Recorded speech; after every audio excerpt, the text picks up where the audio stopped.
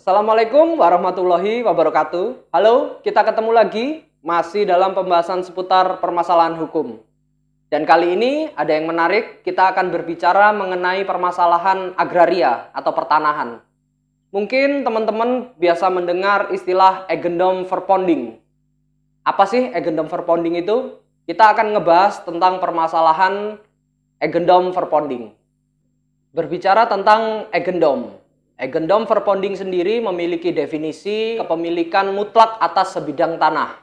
Sedangkan di Indonesia sendiri, pada masa kolonial Belanda, memiliki beberapa jenis surat kepemilikan atas tanah.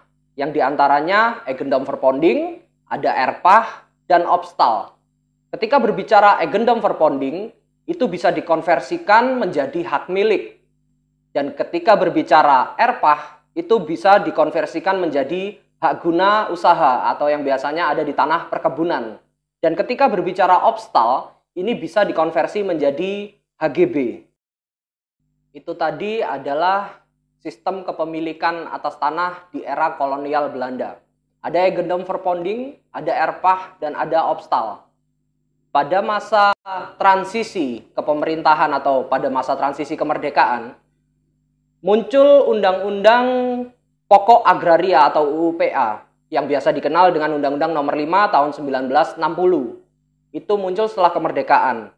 Dan setelah pemberlakuan UUPA, masyarakat pemilik eigendom, opstal, dan erpah tadi diwajibkan untuk melakukan konversi atas kepemilikan tanahnya menjadi sertifikat SHGU dan SHGB. Tentunya sendiri ada ketentuan pemerintah pada waktu itu untuk dilakukan konversi yang selambat-lambatnya pada tanggal 24 September 1980.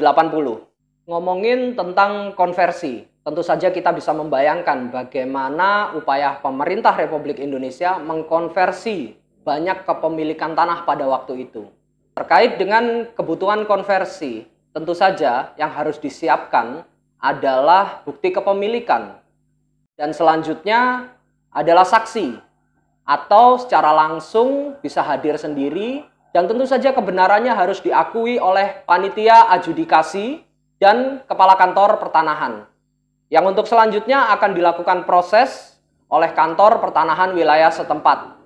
Oke, sekarang saya akan mencontohkan bagaimana permasalahan yang muncul di masyarakat.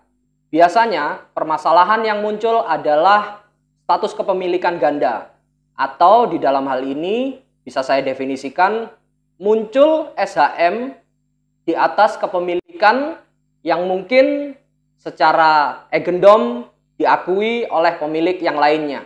Bagaimana solusinya? Di Indonesia sendiri sudah ada pasal 32 PP 24 tahun 1997, yang mana di situ dijelaskan bahwasannya dalam jangka waktu 5 tahun ketika ditemukan keberatan, pemilik bisa mengajukan proses hukum terhadap munculnya sertifikat tersebut. Oke, itu tadi sekilas tentang permasalahan eigendom-verponding. Pembahasan ini bisa saya simpulkan bahwasannya terkait munculnya permasalahan terhadap tumpang tindih atas kepemilikan tanah, di Indonesia sendiri sudah ada pasal 32 PP 24 tahun 1997. Yang mana di situ bisa dimanfaatkan teman-teman untuk mengajukan keberatan atau upaya hukum terhadap munculnya sertifikat. Dan terkait dengan permasalahan hukum lainnya yang berkutat di area agraria, kita akan bahas dalam video selanjutnya. Oke, sampai ketemu lagi dalam video selanjutnya, masih dalam pembahasan seputar permasalahan hukum. Tetap optimis, tetap bekerja, dan salam semangat. Wassalamualaikum warahmatullahi wabarakatuh.